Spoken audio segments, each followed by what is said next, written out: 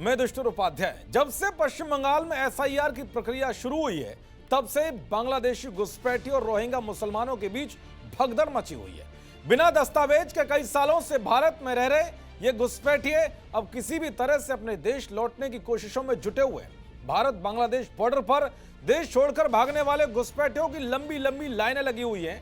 SIR का खौफ NRC से भी ज्यादा दिखाई दे रहा है। जो लोग कागज ना दिखाने की बात कर रहे थे और सीधे सरकार को चुनौती दे रहे थे, अब वो कागज दिखाने की बारी आते ही देश छोड़कर भाग रहे हैं। एसआईआर का काम शुरू होते ही सिर्फ 2 हफ्तों के भीतर पश्चिम बंगाल के कई इलाके कैसे घुसपैठिए मुक्त हो गए हैं, उसकी रिपोर्ट आपको भी चौंका देगी। साथ ही बंगाल से ऐसी कई तस्वीरें सामने आई हैं जो हैरान करने वाली हैं। लेकिन सबसे पहले आपको इस रिपोर्ट के बारे में बताता हूं, जिसके आंकड़े बता रहे हैं कि कुछ ही दिनों के भीतर बंगाल घुसपैठिए और रोहिंग्या मुसलमानों से मुक्त होने वाला है। दरअसल पश्चिम बंगाल में बसे अवैध बांग्लादेशी लगातार अपने देश वापस लौट रहे हैं। इन घुसपैठियों के बीच भगदड़ का आलम यह है कि एक रिपोर्ट के मुताबिक पिछले 2 हफ्तों में करीब 26,000 घुसपैठिए गायब हो चुके हैं।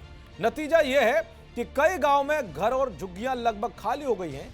ये वही लोग हैं जो चोरी छिपे बांग्लादेश से अवैध तरीके से पश्चिम बंगाल में घुस आए थे, लेकिन अब ये डर के मारे भाग रहे हैं। ये पलायन खासतौर पर उन लोगों का हो रहा है जिनके पास भारतीय नागरिकता के वैध दस्तावेज नहीं है।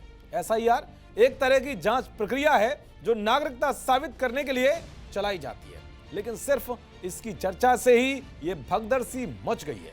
बॉर्डर पर पेड़ के नीचे छोटे छोटे कपड़ों के बैग लिए परिवार, प्लास्टिक की बोतलें पकड़े बच्चे और हजारों लोग लंबी लंबी कतारों में खड़े दिखाई दे रहे हैं। ये बार बार बीएसएफ से एक ही गुहार लगा रहे हैं कि हमें घर जाने दो। सोचिए, जो लोग कई सालों से भारतीय सीमा में घुसपैठ करने की कोशिश में लगे रहते थे, लेकिन अब इन सबको बांग्लादेश जाना कैसे उचित लग रहा है, वो आप देख सकते हैं। एसआईआर का सबसे ज्यादा असर मालदा, मुर्शिदाबाद, उत्तर 24 परगना और दक्षिण 24 परगना के बॉर्डर एरिया में ज्यादा दिखाई दे रहा है। बीएसएफ के अफसरों से मिली जानकारी के मुताबिक सिर्फ मालदा सेक्टर से ही 8 से 9,000 लोग 2 हफ्ते में सीमा पार कर चुके हैं।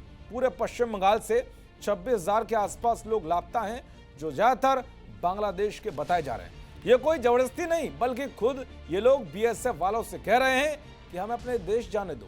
दरअसल इन अवैध घुसपैठियों को खौफ सता रहा है कि एसआईआर होते ही बिना कागज वाले या नकली दस्तावेज वालों को डिटेंशन कैंपों में डाल दिया जाएगा। ये ज्यादातर बांग्लादेशी हैं और इनके पास वैध पेपर नहीं होते। तो वहीं सोशल मीडिया और व्हाट्सएप ग्रुप्स पर ऐसे कई मैसेज धड़ल्ले से शेयर हो रहे हैं कि सभी अवैध प्रवासियों को पकड़ लिया जाएगा। हालांकि सरकार की ओर से कोई डिपोर्टेशन ऑर्डर या बड़ा आदेश जारी नहीं हुआ है, फिर ये लोग खुद ही बॉर्डर क्रॉस कर भागने में लगे हुए हैं। तो वहीं गृह मंत्रालय ने बीएसएफ को हमेशा अलर्ट रहने के लिए कहा है। साथ ही गृह मंत्रालय ने पहले से ही ये सुनिश्चित करने का निर्देश दिया है कि सीमा से कोई अवैध घुसपैठ ना हो और चरमपंथी संगठनों के मेंबर मौके का फायदा ना उठा सकें। इसलिए कई जिलों से लगती भारत बांग्लादेश अंतर्राष्ट्रीय सीमा पर हेलीकॉप्टरों से निगरानी शुरू हो गई है। तो कुल मिलाकर एसआईआर के डर से घुसपैठियों के बीच भय का माहौल है, वो देश छोड़कर भाग रहे हैं। देखते रहिए जी न्यूज़। नमस्कार।